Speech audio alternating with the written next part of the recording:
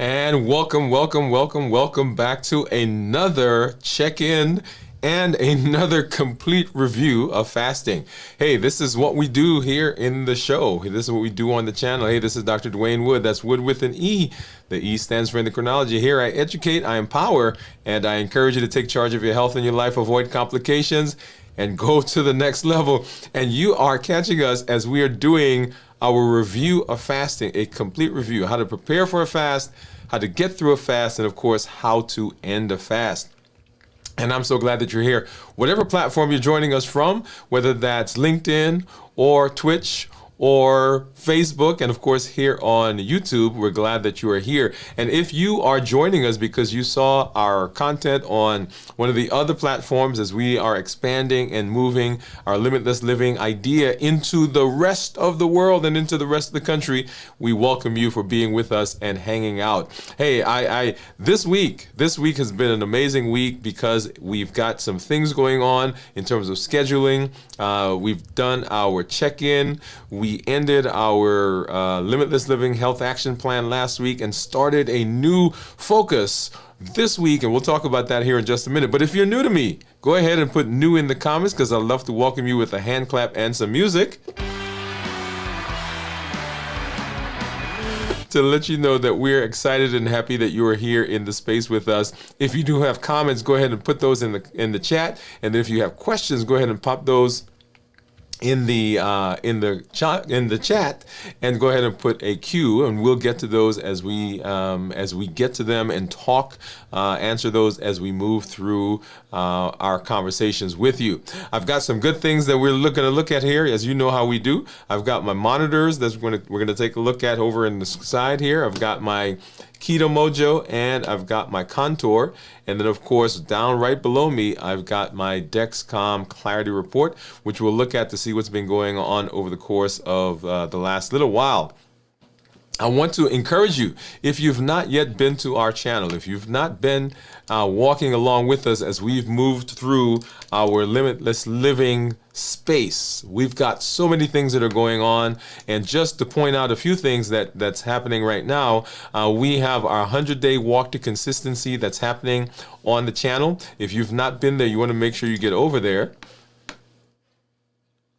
And I'm pulling that up for you right now so you can see what we've been doing as we've been moving through the space. And the idea with the Limitless Living Health Action Plan, if you are following those pillars, you'll see that on the channel we have a component of those things that you can get involved with. Right now here, what you're looking at is our Strength, Strategy, and Mindset series. We are on day, I think it's day 75, 73 or 74.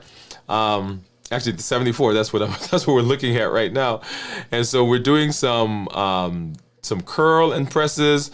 We're working on dumbbell presses. We're doing some pelvic tilts, as you see me there on the ground. Doing some lateral raises, which is what we're doing right there, and of course we've got the hammer curls, and we're doing some squats. Right, so lots of different things that we're doing there, and then I think where are we? Let's go over here so you can see me do. Let me do some dead bugs. Right.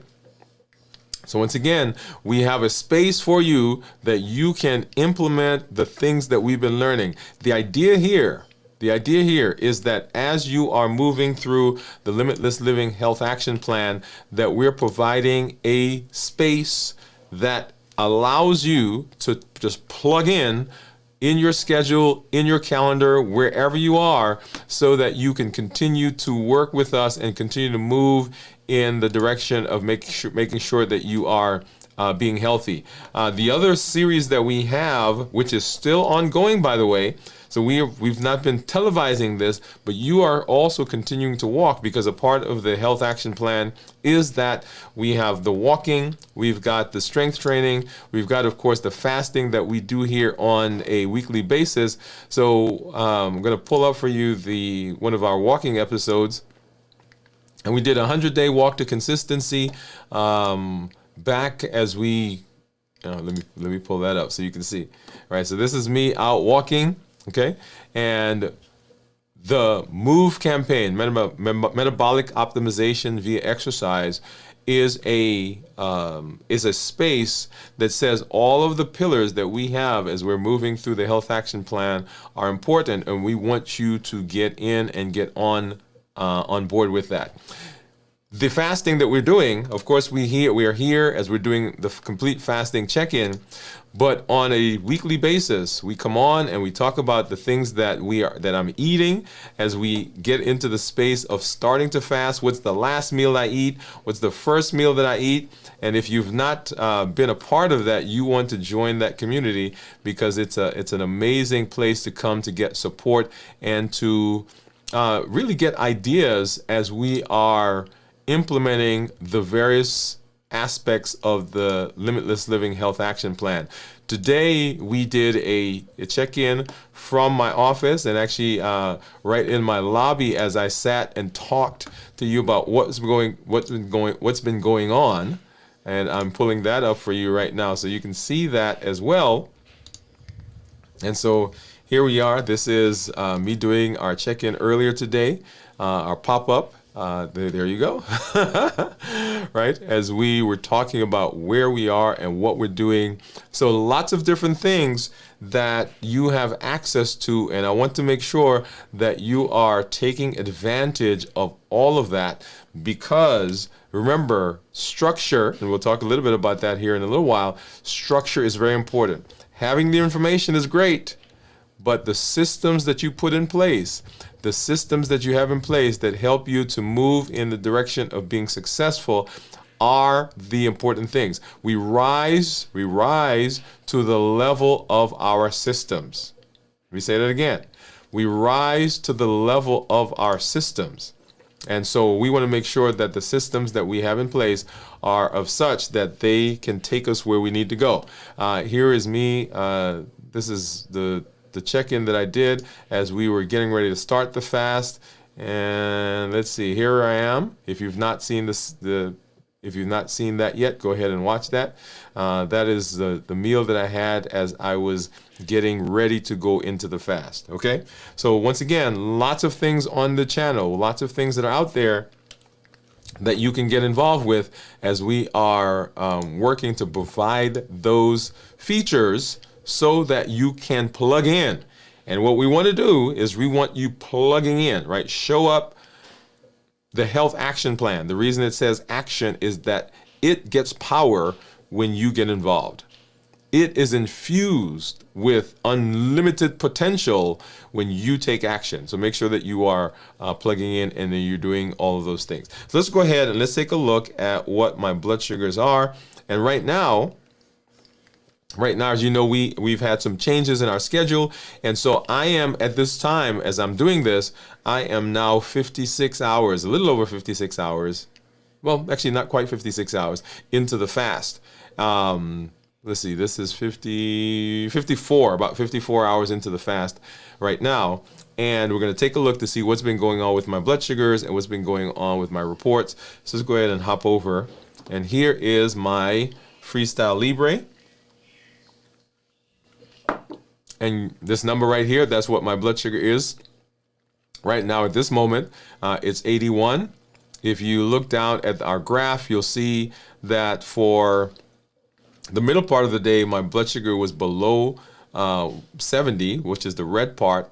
Prior to that, we were straddling right around 100. And then you see a break in the graph. I had to change, or my sensor ended, and I had to change it. And so you'll see that break there, and then the white line that comes up after it. Okay, and if I go over to my Dexcom, once again, here is looks like our sensor is going to expire in about 24 hours. So here's the blood sugar, right there, 82, and then scrolling down, there is the blood sugar right there. That's the graph, and what I like about this is I can actually put my finger over that. And you can see what my blood sugars have been running. So 80s, so 100s, 80s, 90s, there's the 80s. And then coming into the morning in the 100s, 90s. And this is now, well, let's go up here. So once again, this is my toothpaste effect right in here, right? So come in with the 80s and 90s, and then right about 6 o'clock we start to see it climbing up. And let's see how high it gets. So we got up to about 114, I think was the highest that I saw. Yeah, about 115. And then starts climbing back down, and we're in the 80s and 90s up to where we are right now. Okay, and let's go ahead and let's take a look to see what my Keto Mojo and my contour say. For this, let me grab my container. We'll need a strip for the contour. We'll need a brown strip blue strip for ketones, brown strip for blood sugar. That's for the Keto Mojo. And then let's see, hopefully I have a lancet. There it is. I have a lancet in here. All right, so what you use to get our finger stick. And so let's get back over here. And I'm going to get a strip out for the contour. Get that. Here we are. And get that into the monitor. Actually, let me go here so you can see that. And we're going to open up. This is the glucose strip for the Keto Mojo. Get that in. And this is the ketone strip for the Keto Mojo. And I always try to open those both at the same time because I invariably have trouble with this one. This is the ketone. I'm not sure why that is. All right, so let's go ahead and then open up. This is our lancet. And as you see, I don't usually use the lancing device. I just pull that off and I find a finger and get a poke there. And hopefully that gives me a good enough drop of blood. There we are. Yeah, I might need a brisker drop. There we go. Get that started. And what do you think my ketones are going to be, by the way? So we don't know yet what they are. So here is what the contour says, and here is what the here's what the contour says, and here's what the Keto Mojo says. So 73, 71, and right there you'll see that is what the Dexcom is saying right now. So let me go ahead and take this strip out, and let's get the strip in for ketones. So 54 hours of fasting. What do you think my ketones are? Let's go ahead and drop this in here and get that one started. Okay, there we are. And so drum roll, drum roll, drum roll, drum roll, please. And we are 1.4 for our ketones right now. And while I have that on the screen, let's go ahead and hop over the Keto Mojo. And so we can pull that information in. Let's go ahead and get that synced. Hopefully we can. Okay, so syncing in progress. All right, and so 73 with 1.4 with a glucose management indicator of 2.8. So let me go ahead and I'm going to hop over to this this view. Okay, so the blood sugar or the number that you're seeing right here, the 2.8, is what's called the glucoketo index or glucose keto index, and it is a ratio of the blood sugar, which is down here, and the ketones. The only thing that if you're doing that calculation, you'll say, wait a minute, that is not, if I divide 73 by 1.4, that's not what I get. I actually get a different number.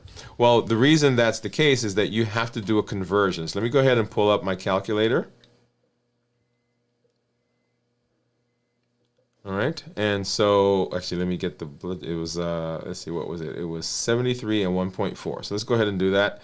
And so if I take 73 and I have to convert that to international units, I actually divide that by 18, and that gives me this. And if I divide that by 1.4, then I'll get the 2.8 that I got here. Okay, so that's how that number occurs. So when we talk about ketones, and you'll see that my ketones right here are 1.4. Ketones that are less than 0.5 are considered normal. 0.5 to 1.5 considered nutritional ketosis. and then above 1.5 is considered therapeutic ketosis. So right now I'm in the nutritional ketosis,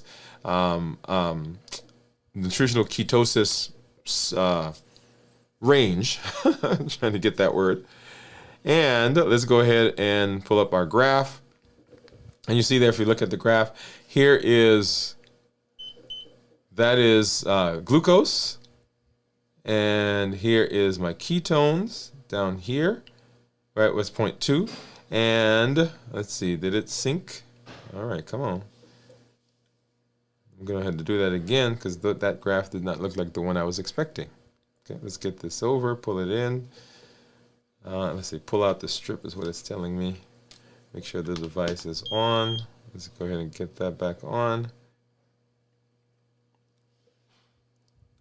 And all right, so it's finished. Sync is completed. All right, and let's see what we have. 88. Huh.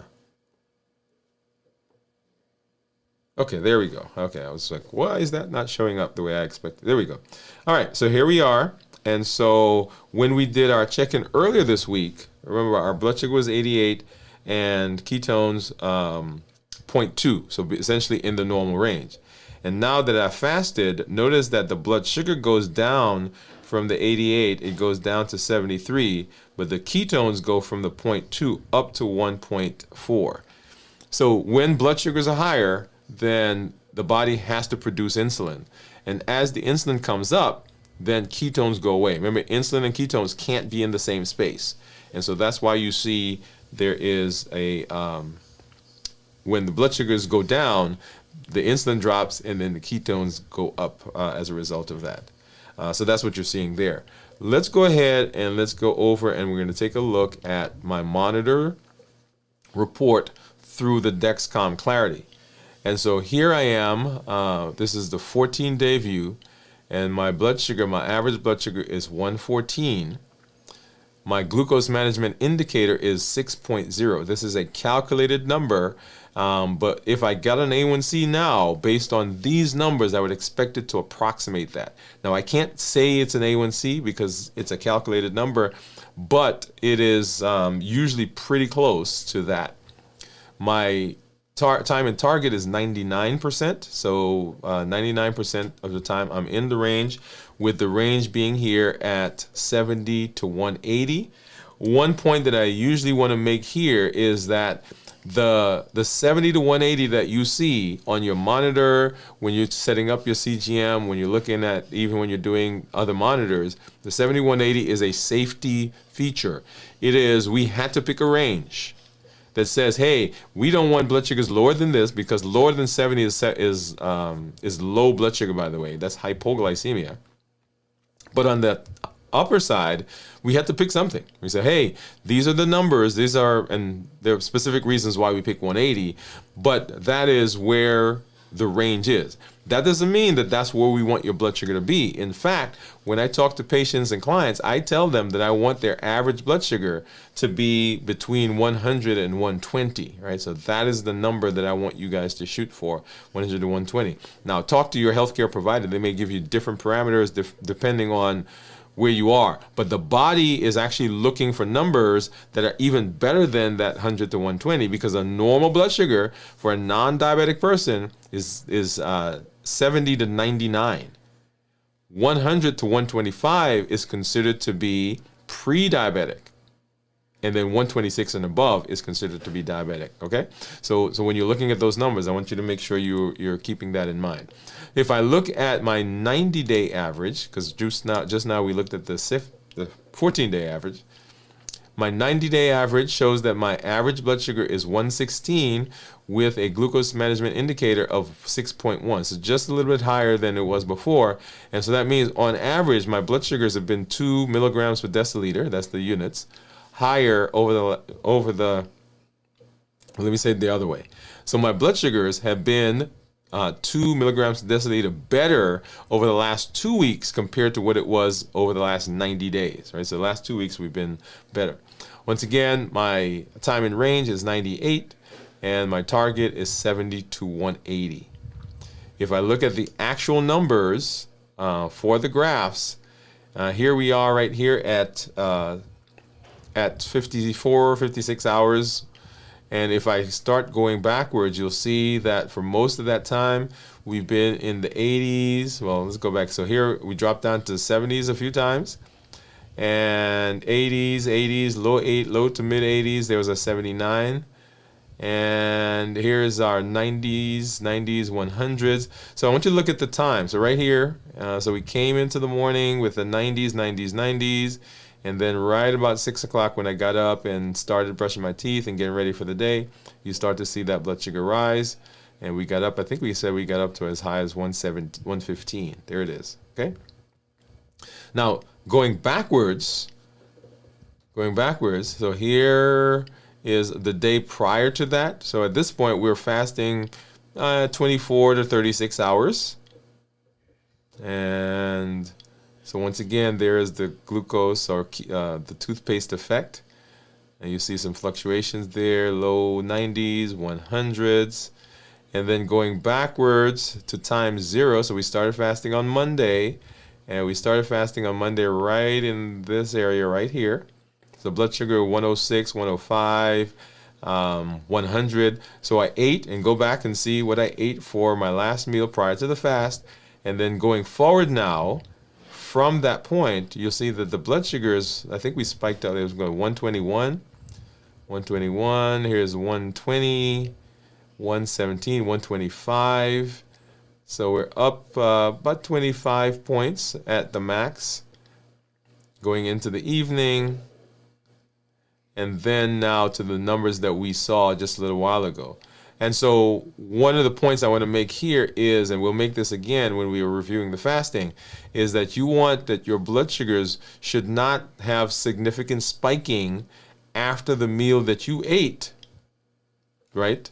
When you're ending your eating window, the meal that you're eating should be of such that it doesn't cause major spikes in your blood sugar. Because remember, if you do that, if you have those big spikes, then your blood sugars are forcing your body to produce insulin, and insulin delays the progression into ketosis. And then of course these are the numbers that we just saw. Awesome. So that's really an important point, and we'll make that again here as we go through the fasting, because I want you to understand that the things that we do when we are when we're not in the fast, right, as we're getting into the fast, those things are tremendously important in what goes on in the fast. If we do a good job there, then we will find that we get into the fast, complete the fast, get through the fast in a way that helps set us up for success as we move further into our metabolic improvement. Okay? All right.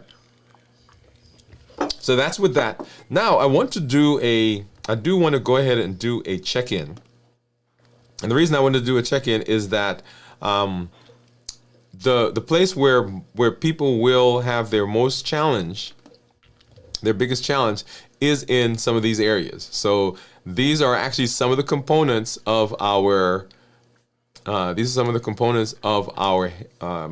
domains of health when we talk about our health, when we talk about metabolism and talk about the things that we do to improve metabolism. If you remember, we did a show or series actually where we walked through the 8 domains of health. And if you've not seen that, go back and make sure you watch that, because that was a very important discussion as we move through that series. So physically, mentally, and emotionally, those are the 3 places that I do a check-in. Whenever you are in the process of improving, trying to make changes in your life, in your health, wherever, you want to make sure that you are looking at parameters that let you know whether you're getting benefit, whether there is anything that you need to tweak, anything you need to improve. And here, when I do my check-in, it is with the intention of, 1, letting you know what's going on with me as I move through the fast, and 2, for me to check in with myself to say, okay, how am I doing in these different areas? Because if I'm doing a check-in, I can find things that maybe need to be tweaked. And when I tweak them, I get improvement and I get a better fast. For example, and we'll come back here in a minute to go through the list. For example, a couple of weeks ago when I did my check-in, I told you that I was having a headache. And as I was going through my list of, okay, where am I having these challenges, I realized that I had not been drinking enough fluids. And so I started drinking, I tweaked, and it got better. And so that is one of those places where we want to make sure that you're following through and making sure that you're looking at the different areas. So physically, right now I'm feeling rested. I over the last several days have been doing a good job because there's, like I mentioned, there's some scheduling. I don't want to say challenges, some scheduling changes that are going on with me and the family. And so I've had to switch and pivot and do some different things. As a result, I realized that I needed to get rest this week. If no other week, I needed to get some rest this week, because if I didn't get rest, I would not be able to do the things I'm doing in terms of my health, in terms of working with the family, seeing patients, being here in this space with you. And so I was very intentional this week about making sure I got good rest. Why is that important? Because as I'm going through the fast, and I'm 55 hours now into this fast, my body has changed from burning carbs, glycogen, and is now burning fat, as you saw with the ketones that were there, 1.4. If I were not well rested, when it made that switch, I would feel that more profoundly, and I would feel it kind of like oh man, I'm feeling so weak and tired. But because I've rested, I don't feel it. It changed. It pivoted. My body changed and all the hormones are changing, but I don't feel that as profoundly. That's number one. Number two, hydration, right? I'm doing a good job of hydration. If I didn't do that, then that would also show up as lightheadedness, sweaty, dizzy, all those other things. And then mental. I'm excited because, hey, I'm hanging out with the family, y'all. It's summertime. We're doing some things. We got some fascinating things happening with our family and friends. And, of course, here we see a lot of benefit and a lot of success and a lot of just amazing advancement in our community. People who are getting off medications, who are having blood sugars that they never thought they would see again, or things that they're having for a long time. They've been struggling with various personal things in terms of food, and now they are getting success as they're moving through that space. So that part for me is exciting. It pumps me up. I'm not feeling sluggish, lightheaded, dizzy from the activity in terms of physical, and I am feeling clear because when I'm rested, I also feel better in terms of my mentation. And then emotionally, just excited. I mean, I don't even have another word for that. Just excited right now for all the other things that are going on. And that actually plays into the fatigue, or into the physical and the mental. The other thing that it does is because I'm fasting in the space that I'm at, I have endorphins that are pumping right now, right, for lots of different reasons. And those endorphins help me to maintain the other things that I see, or other things that I'm going through right now in terms of physical, mental, and even the fasting itself. So I also want to do a check-in to go through that process, because it's a very important process for us to walk through. Otherwise, we kind of miss it, right? And we don't want to miss that. And one of the things that I want to make sure that I let you know is that fasting is a powerful tool. It is a powerful tool for the things that we're doing as we're walking through our metabolism, improving our metabolism, and getting that right of the things that we do. Fasting is one of the most profound and one of the most powerful. So the reason that we fast is because it hits the three pillars for reversing diabetes, and we'll talk about that here. Let's go ahead and let's hop into our discussion of fasting, and we'll get into it. So our fasting process is a very important one as we move through the metabolic space. Let's go ahead and let's set the backdrop. The reason that we're doing this is we want to improve our metabolism. Our metabolism is the process that the body goes through as it's converting food into energy. And if we have any malfunctions, any hiccups in that process, then we end up with the metabolic diseases that we've all talked about: high blood pressure, high cholesterol, fatty liver, obesity, and on and on and on. And so we've been walking through the path of the health action plan. That plan that is a blueprint, it is a set of checklists, it's a set of guardrails, a set of protection that helps us say, if we follow this, if we go through this, if we walk this path, then the product, our body, our health, the product that we end up with is going to look like what the blueprint said it should look like. And so that is what we're doing. And one of the pillars in that blueprint, in the health action plan, is our fasting. And so the question that we always have is, if we're using a tool, we want to make sure we're using the tool properly. And so here, and that's where we are, because we're walking through fasting. So fasting, a review, what do we need to know? What do we need to know to be successful? And that is the important thing. Whenever I talk about fasting, I talk about it in three sections, if you will. How do we prepare for the fast? How do we fast successfully? And how do we break that fast? Preparing, getting through the fast, and breaking the fast. Why is that important? It's important because if we don't do a good job of getting through the fast, then we set ourselves up for difficulty, not just in this fast, but in other fasts down the road, because our body will remember, and it sets us back when it comes to our metabolic disease and our metabolic health. Because the longer we delay addressing it in whatever way, and let me say that, whatever way we address it, the longer we wait, the more damage and more complications we can have in the long term. And let me come and let's make a point here. As you're walking through the health action plan, remember, the health action plan gives you a list of it's a blueprint, it's a checklist, it's guardrails. It is something that comes from seeing countless numbers of patients and personally talking to clients and walking through the process myself. Let me pause there.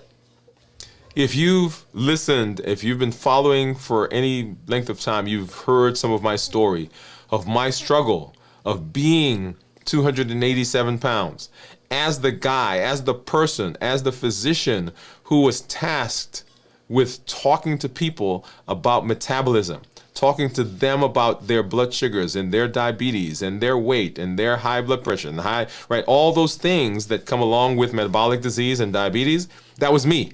That was my job. My job was to go out and talk to people about that, where I was struggling with it myself and had tried different things, let me try this plan and that plan and this eating and that eating. And it was not until implementing the pillars of the health action plan, implementing them together, that I finally was able to reach the success that you see. And the health action plan, so I had tried different ones. I've tried individually. I tried, and if you've not gone through the plan with us yet, go ahead and do that. Walk through that series. So I tried those, but it was not until that combination came on board and I installed that into my personal life that I began seeing successes, and I began understanding even some of the things that needs to happen, and the deep-seated places where I was misaligned, where my rhythm was different from my action, right? The rhythm alignment. So my alignment was not in the direction of my rhythm. And I did not have structure. Rhythm alignment structure did not have structure that was taking me in the direction I needed to go. Let me pause there and make another point to you. Each of the components of the health action plan are tools. They are tools that work for your metabolism. Now, is fasting the end all and be all in everything? It is not. It is a tool. Is it an amazing tool? It is an amazing tool. Is it a tremendously important tool? It is a tremendously important tool. But can you do the things that we do differently? Sure. Just like I have done things before, they work. They weren't sustainable. They improved, but not to the level I needed. And so as I started to have difficulty in my personal life, as it relates to my health, it was like, okay, we can't stay here. We can't keep doing this. And so putting that all together is the place that finally says, okay, this is how it works. And that's what we've been walking through. So taking fasting as one of the tools and implementing it and saying now, okay, how do we use this tool properly? It's kind of like having a screwdriver, right? Or a ratchet or something.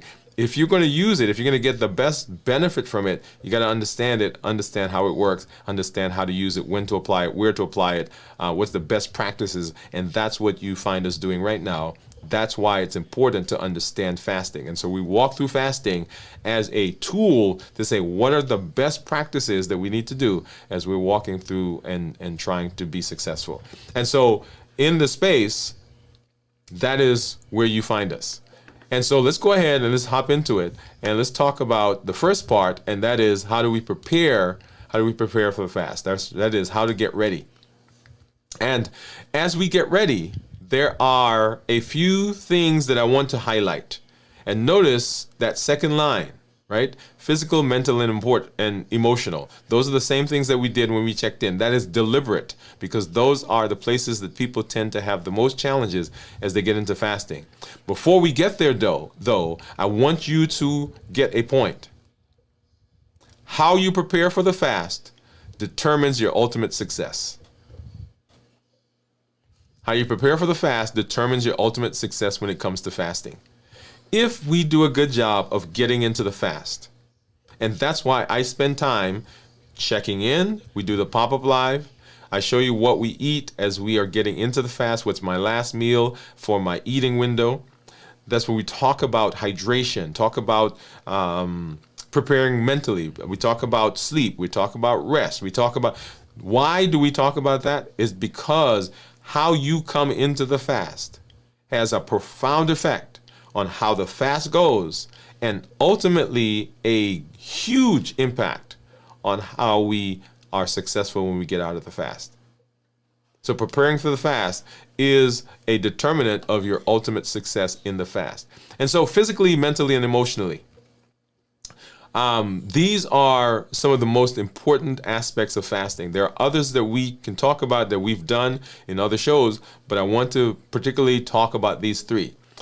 And I said three, but actually two are going to be the ones that we spend most of the time with. So let's go ahead and let's talk about the third one, which is the emotional part of it. And we'll come back and talk about physical and mental in a minute. Emotional. Why is it important to prepare emotionally? Because fasting is not just about not eating. Fasting is not just about not eating.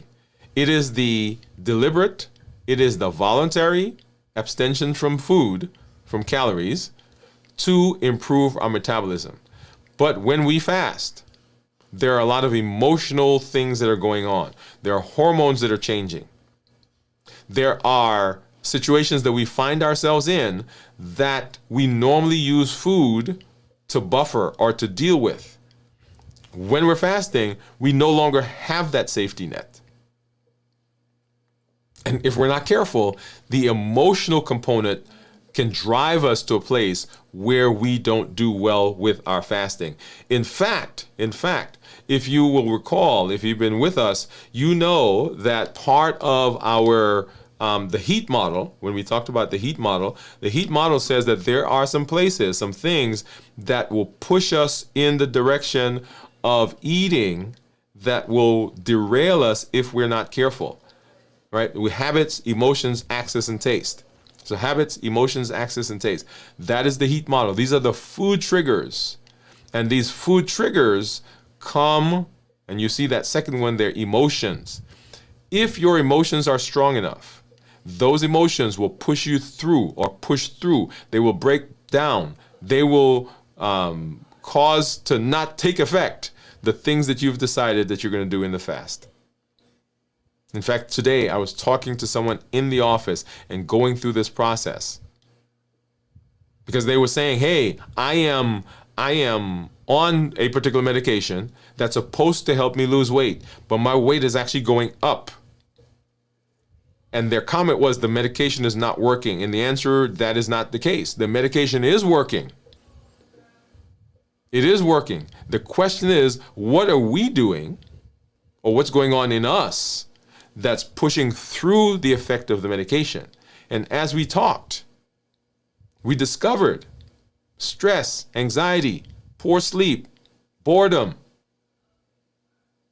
And I'm telling you, if those emotions are strong enough, it will push through any plan that you have on fasting. So dealing with those and understanding that they're coming, understanding that you've got to put some things in place that help you move in the direction of being successful is very, very important. Okay? All right. So that's why it's important to prepare for the fast. That's one. So the emotional component. But I want to go back and now spend some time talking about the other two, the physical and the mental. And when we talk about physical, the place that I want to go there is I want to specifically talk about food. Rest and hydration, very important as well. But the food is important. Why is the food important? The food is important because of the graph that you see on the screen. Because when we eat, the body produces insulin to combat the things that we eat that cause blood sugar rises. And most of the time, when we're eating, most of the things that we eat have some carbs in them. Right? Nobody, well, I shouldn't say nobody, but people who are on ketogenic diets, people who are on carnivore diets, people who are on some of the other diets that are low carbs, they don't eat a lot of carbs, but they're eating some carbs. And whenever carbs come out and they're being processed, we get a spike in blood sugar. When we get a spike in blood sugar, insulin has to come out to deal with that. And the moment insulin shows up, just like you see there on the screen, then our blood sugar goes up. And when blood sugar goes up, ketones drop to the bottom. And it's not until the blood sugars begin going down that we then see ketones go from in the normal range, which is below 0.5, and we see them going up into the therapeutic range, whether it's nutritional ketosis or therapeutic ketosis, right? That's 0.5 or higher.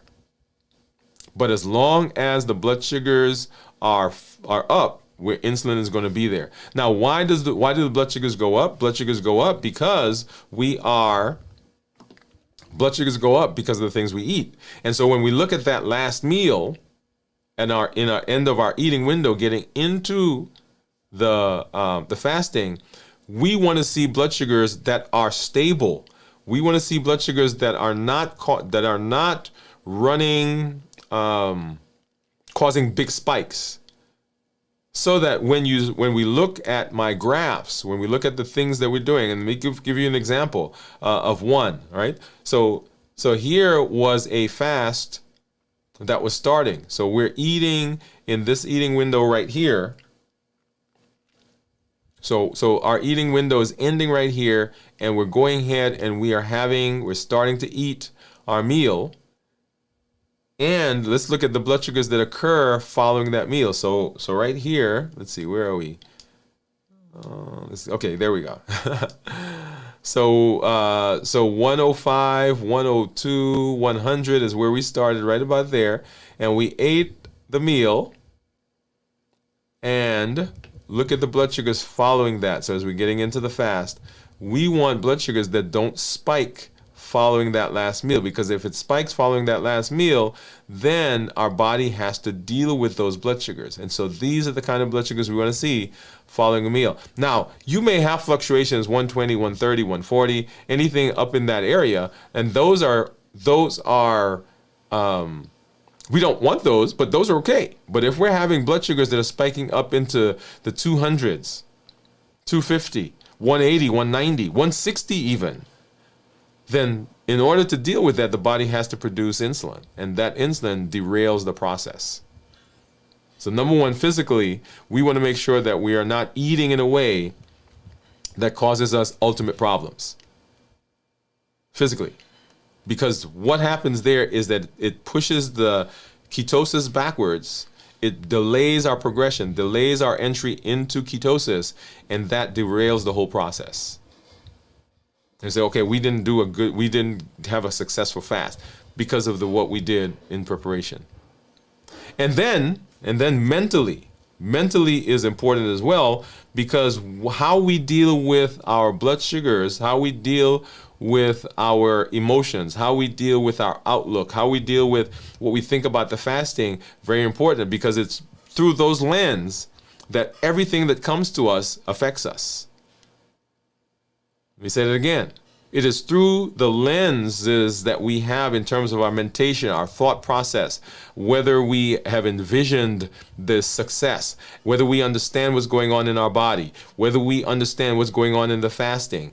That is important, because it's through that lens that everything will affect us. When we have challenges in fasting, it's our thought process that actually ultimately dictates what happens, how we respond, whether we break the fast, whether we continue the fast, whether we interrupt the fast, whether we eat something. It is the thought process, it's the mentation that ultimately determines that. So our goal is to prepare ourselves mentally. It is to say, well, what are the things that we need to put in place that will help us as we move through the fast? And we will actually come back and as we go through some of our episodes coming in the future, we'll go through the process of just maybe dealing with the mental process that we have to do. Maybe do a series where we talk about physically, talk about mentally, talk about emotionally, talk about social. Yeah, we'll come back and do something like that. But understanding that the lenses, right, our understanding of the lens, and understanding ourselves even, is important as we get into the fast. Understanding what emotions we have, understanding whether we have a mechanism for helping us deal with issues that will come up, and they will come up. We talked about the COPE model, right? COPE. So clarify, observe, pause, and execute. Those are important, because if we don't have a mechanism to deal with that, then it derails us and we don't have a successful fast. So what things are you putting in place now that will help you deal with even some of the emotional things that are going to come up? Right? Clarify, observe, pause, and execute. Very, very important in the fasting space. All right. And so that is, when we talk about fasting, preparing for the fast, that is one of the keys that we have to do as we're getting into the fasting space. Preparing physically, preparing mentally, and preparing emotionally. And as I mentioned, I talk about fasting in lots of different phases. There are three main ones, but let me give you some takeaways for preparation. What are some of the things that we need you to understand as we talk about fasting? And here they are. Here's your takeaways. Number one, understand that preparation is key. All right, it's not optional. Don't just jump into it without preparing. You've got to prepare. And we didn't talk about the social preparation or the environmental preparation. Those are important as well. So go back and watch our shows where we've kind of walked through all of those. Preparation is key. You want to prepare mentally. And the reason that one is particularly singled out among the three that we even talked about here on this episode is because that is the driving force behind everything else. It is where we probably have our most challenge. Because usually the fast is not a hunger issue. It is, okay, what's going on with me mentally? And the mental is being impacted by the emotional. We want to make sure we get good rest, because if we get good rest, then we're more resilient and we're better able to deal with some of the things that may come up. You want to eat nutrient-dense foods, not calorie-dense. We want nutrient-dense foods that have the right combination of proteins and fat and minerals and vitamins and all those things. We want to make sure that we're hydrated as well, and we want to make sure that we are in community. Community is important. It is a superpower, having a community around you that supports what you're doing in terms of the fast. Okay? And so just like we talked about preparing for the fast, let's talk now about what goes on in the fast and how we get through that fast successfully. When I talk about this, I actually usually talk about it in three different ways. We talk about the first 24 hours, the second 24 hours, the third 24 hours. And the reason that it's 72 hours is because I do a 72-hour fast once a week. I have encouraged everyone to at least begin doing a 24-hour fast. So wherever you are, you want to move in the direction of being able to do a 24-hour fast once a week.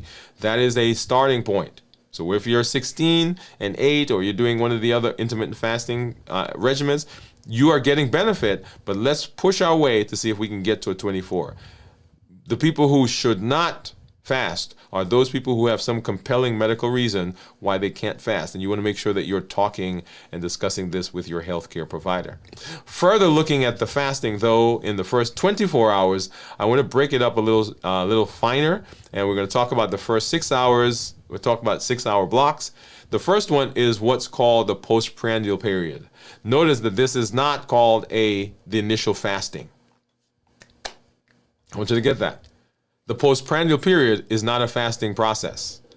It is what your body's doing as it's shuffling the food that you ate. Right? You ate the food, it comes in, and now the body is processing it, it's breaking it down, it's sending it to the different places that it needs to go in your body. It is not necessarily a fasting phase. The blood sugars are high. Insulin is high because it's dealing with all those blood sugars. The body is sending it to different places. The digestive system is absorbing the material that you just ate.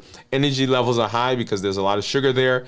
And your body is using some glucose for energy and is storing the excess. Good point to make here, because this goes back directly to what we just talked about in the preparation. The things that you eat have direct impact on what's happening in the fast. So this phase can be prolonged depending on the food that you ate as your last meal coming into the fast. Because the longer the body has to process, the longer it delays getting into ketosis.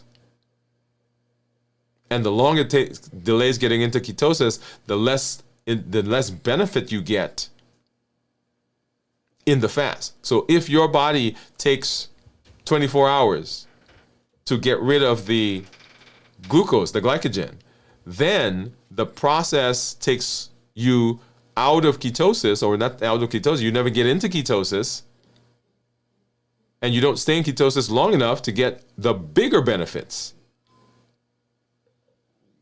So understand that it's not that you don't get benefit, but if we are talking about getting large benefits or huge benefits, then we want to make sure that we get into ketosis, get into the fast, and not have the body messing around here in the postprandial phase. Okay? Postprandial phase. And then the next 6 hours is, we're talking about the early fasting stage. This is the 6 to 12 hour. And in the early fasting stage, the body now is going back and saying, okay, the stuff that I just stored, I'm going to take some of it out and I'm going to use it for my function, for running everything else in the body. Insulin levels are starting to drop. Glucagon levels are starting to go up, because remember, glucagon and insulin go in opposite directions. This process signals the liver to start releasing stored glucose. So sometimes people will say to me, well, I haven't eaten for 6 hours and my blood sugar is high. Or actually, my blood sugar went up after I didn't eat for 6 hours. Well, what's going on is your body's used up the sugar that was running around in your blood, and now it's going to the stored sugar and saying, hey, come out, and let me start using you. Gluconeogenesis. or glycogenolysis. Sorry, it's breaking down glycogen or glycogen into glucose is happening. This is happening in the liver, and this is helping to maintain blood glucose levels. So it's not until the glucose is gone, we've taken the stuff out of the liver, and that's used up, that then the body gets to say, okay, let's go to the fat cells and let's begin burning the fat cells. So this is the early fasting stage, which is that 6 to 12 hours. And then 12 to 18 hours, we're transitioning to using fat. This is the exciting part of the fast for me, because this is where the body is now saying, wait a minute, my blood sugars have gone down. And I'm starting to use up the stuff in the liver. I now have to start looking to see what am I going to use for energy. And it's now that we're starting to see some beta oxidation going, increased fatty acids are coming out, it's being released from the fat stores. The body is now saying, okay, I need to start making some energy. So it's taking non-carb sources like fat, triglycerides, and it's converting that now into sugar. That's why sometimes you'll see that blood sugar starts to go down and then it goes back up. Why? Because the body still has the ability to make sugar. Your energy may dip during this period. And this is where, if you're not well rested, you will feel that more profoundly, because you're like, wait a minute, what just happened? Well, it's the fact that the body is now transitioning from burning one energy source into burning another. Sometimes people become irritable, right? Hunger will start to go up here, right? Because that energy is dropping, and we feel that, particularly if we're not rested. We feel that. It's like, oh my goodness, I'm so hungry. Well, it's not true hunger, right? We're feeling it because the energy is dipping, but most of us have enough stores to last through this. And if we can push through this, then it resolves. So this is the 12 to 18 hour period, which is that transition that we have to using fat. And then from the 18 to 24 hour period, this is where, everything is becoming supercharged, right? So glycogen stores are almost gone. We got increased ketones that are happening. Autophagy is ramping up, right? It's already started, but it's now getting supercharged. Autophagy is the body's cleanup process. It's the process that the body goes through to recycle and to get damaged, broken, misshapen, unused parts of itself, and sends it off to recycling, and then brings it back in stronger, better form so that we can use that and the body becomes efficient. This is where we start to see, as we get into this next phase that we'll talk about, we start to see improvement in our inflammatory processes. Their inflammation is going down. We start to see that our immunity is starting to kick in, and our immunity is improving. This is an amazing phase right here. This is where mental clarity is beginning, because we're getting beta hydroxybutyrate that's starting to come out. We've got the brain-derived natriuretic factor that's starting to come out. All of those things are like boosting our brain power. So here, people's like, man, I feel good, and my thought process is so much better. 18 to 24 hours. And then we get into our 24 to 30 hour period. And we've become fat adapted. Significant increase in ketones are now going on because our body's used up the glycogen. And because we said that 24 to 36 hours is where that process goes, where the body has used up all of the glycogen. If you go into fasting, though, with significantly elevated blood sugar, this process takes longer. Getting to this point takes longer. That's why it's so important what we do there. So more fatty acid in this phase are converted into ketones. And you saw there the ketone levels go up, right? So we go from normal into nutritional ketosis and then to therapeutic ketosis as we fast longer and longer and longer. Energy levels are stabilizing because now we have a constant source.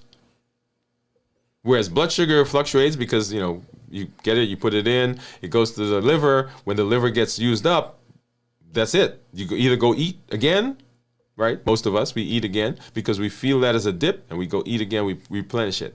And the insulin comes out, and insulin drops it. Glucagon comes out, and it goes back to the liver, and it grabs some more. And so there's always this fluctuation that's going. But when we're burning fat, most of us have enough fat, 100,000 calories left in fat. This is what the studies say. Most of us have a constant, purer, more stable energy source as we're burning fat. And so we don't feel those fluctuations in our energy levels as we did if we're not in ketosis. And so that's what's going on in the body. So understanding those changes is very important. Understanding when things are going to happen, how things are going to happen, and understanding what's happening here helps us as we are thinking about how we're going to prepare for the fast. And as I said, we talk about fasting in 3 different phases. How do we prepare for the fast? How do we get through the fast successfully? And then, of course, how we break the fast. And how we break the fast is ultimately and significantly important, because how we break the fast determines the successes that we retain from the fast. If we don't do a good job here, then we undo some of the things that we have done in the fast. So how do we break the fast? Well, here are some tips to get you started. Number 1, monitor blood sugars. Now, I say monitor blood sugars, but really we should monitor lots of things. How we feel. If you have a ketone meter, go ahead and monitor that as well. Because what we want to know, why are we monitoring? We want to know what things are doing to our body. We want to know what foods, what sleep, what rest, what stress, what activities, what is it doing in my body? Because that helps me to determine what I can do to mitigate some spikes in blood sugar. How do I maintain, if you will, a stable blood sugar following breaking the fast? Because if we're not careful, we jump into eating again without thinking through the process and without understanding what certain foods do to our body, and we're eating those foods, and then we're like, okay, why am I not getting the benefits that I thought I was going to get? And it's because we're not doing a good job in the space of ending the fast. And we're not ending the fast well because we don't understand what's going on in our body. I wear 2 glucose monitors. One I wear them because I want to show you what's going on between the different ones. But I wear one normally for myself because I want to know what's going on with my blood sugars. I check my ketones here on the show because I want you to see what's going on in my body, but I check ketones also because I want to know what's happening in my body as I'm moving through the metabolic space. So monitor, number 1. Number 2, as you start to eat, you want to have good portion control. Often it's not the fact that we ate the wrong thing, it is that we ate too much of the right thing. Please pause there. So it's not that you ate the wrong thing, but you ate too much. We've gotten so used to portion sizes being humongous that when we are actually faced with eating, and I tell this story, I've gone to restaurants where I've been upset with how much they gave me because I was expecting more. I'm like, if I'm paying for this, I want more than this. But we've gotten used to the portion sizes being so large that when we're faced with a normal portion size, we're like, what the heck is this? Right, so controlling portions is very important. Number 3, we want to eat slowly. If you get in there and you just start shoveling food in, guess what? Yeah, you don't realize how much you're eating. And it takes 20 minutes for the signal to get from your stomach to your brain that you're full. So if you're not careful, you're eating, and that derails because you end up eating a lot more than you should, number 1, because the signal doesn't get there because you've eaten faster than you need to. And then you want to avoid sugary processed foods. This is key. This is clutch right here. So the same thing that happened when we ended our eating window in terms of our body processing, and when we process, if there's a lot of sugar, then the blood sugar goes up, insulin goes up. The same thing happens here. If we eat something that's highly processed, highly sugary, then the sugar is going to go up, the blood sugar is going to spike, insulin is going to come out. When insulin comes out, insulin has the potential in that moment to derail and undo a lot of things that we did and the benefits that we got in the fast. So people say, oh, my fasted and my weight went up a lot after my fast. Oh, I fasted and I'm really, really hungry after the fast. It's like I couldn't get enough food. Well, it's because the thing that you ate the first when you ended the fast set the cascade in place. And so things are just now going, and we say, well, I don't have control. Well, it's not that you don't have control, but I'm telling you, it's going to be hard to control when those hormones are raging.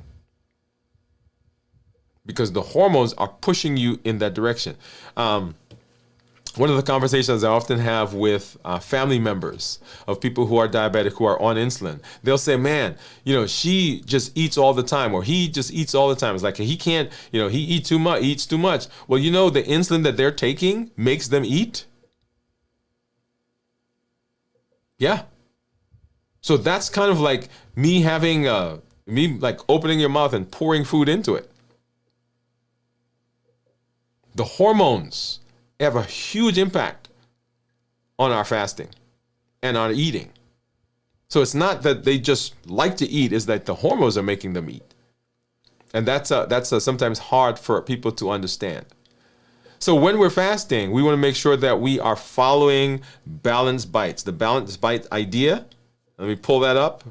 So balanced bites, when we talk about balanced bite, we're talking about whole foods, minimized processing, no added sugar, starchy, non-starchy vegetables, lean protein and healthy fats, portion control that we talked about, tasty and flavorful.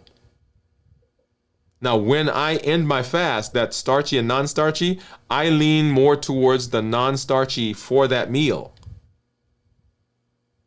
Because I know that any spike that I have in blood sugar can derail me downstream.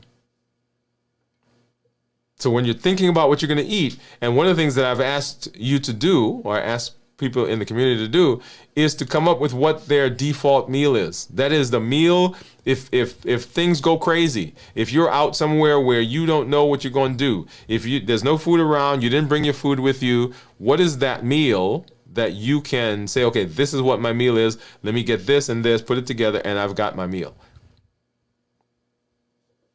And that really is the balanced bites idea, that you are not just eating a certain way for this time, but I'm thinking about food in a certain way all the time. That's why balanced bites is important, because it's not just okay, I'm doing this right now. It is, okay, I'm doing this. This is just how I think about food. This is how my food goes. And so some important tips that I want to give you here, some considerations. Number one, you want to, when you're breaking the fast, you want to make sure that you are doing things that are consistent with where we say we want to go, right? So what does that look like? When you break the fast, choose foods that help you maintain stable blood sugar levels. But at the same time, they give you a lot of nutritional value. You also want to eat foods that are gentle on the stomach, on the digestive system, because your cells in your body, particularly if you're doing one of the longer fasts, they are quiescent, they are sleeping, and they wake up. And you can have other things downstream if you're not careful. You want to focus on low glycemic index foods, that's index less 50 or less, lean protein, healthy fats, and you want to make sure you're hydrated. That lean protein, healthy fats, what does that sound like? With low glycemic index, that sounds like balanced bites. Yeah. So you want to make sure that you are doing that and that you are in line with all the things that we say that we want in terms of our fasting. So when I talk about fasting, once again, how do we prepare for the fast? How do we get through the fast? And how do we break the fast are ultimately important in our space, because that is what sets us up for success. Fasting is a tool. You want to make sure that you understand how to use that tool and get the maximum benefit from it. When I talk about fasting, when I talk here on the channel, everything that we do is based on our Triple E formula for success. We educate, we empower, and we encourage.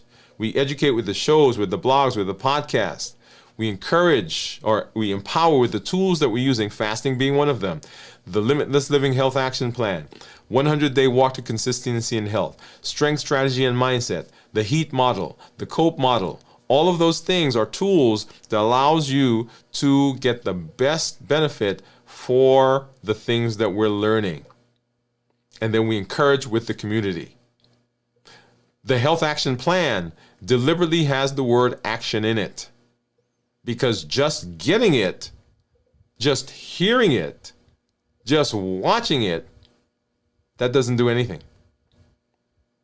You've got to infuse the power into the things that we learn with your behavior. And so I encourage you, get involved. Get involved. There's so many things that are going on the channel you can plug in. And the goal for all of that is to help you plug in so that you have the benefit that you need. So when you show up, tell us what's going on. Tell us the successes you're having. Invite people around you in your community so that they too can get benefit. And then join the space. We are here on Mondays for our flagship show, Dwain Woode MD Live. We do our fasting check-ins on pop-ups. We do our strength, strategy, and mindset in the morning. The 100-day walk to consistency is still going on. We do our review of fasting here at the end of the week as we walk through, as we just did. So many places where you can connect. Join us, Dwain Woode MD Live, on Monday, and that sets the tone for the week. When you come to the show, you see what we're doing, what are we talking about this week, and how are the things that we normally do plugging into that discussion. So if people say, well, where should I come? Where should I start? Start with the show. Every Monday, 7 p.m. Central, we're there, and we set the tone for the rest of the week. Hey, I'm glad that I'm here with you. Glad that we're walking through this process together. Join us as we move through the rest of this week. We've got our video from the vault coming up 9 p.m. Central on Saturday. We've got This Week in Review, 6 a.m. Central on right here on the show, right here on YouTube. And we've got Dwain Woode MD Live coming up Monday, 7 p.m. Central every week in this space. Hey, this is Dr. Dwain Woode. That's Wood with an E. The E stands for endocrinology. Here I educate, I empower, and I encourage you to take charge of your health and your life, avoid complications, and go to the next level. We're creating the life we've always wanted, and we are living limitless lives, which says that we're not allowing anything to prevent us from doing what we need to do. We're showing up with our best self, our best health, and our best plans for our lives, and we are going to be successful. Thank you for joining me. We'll see you at the next episode. Good night, everybody.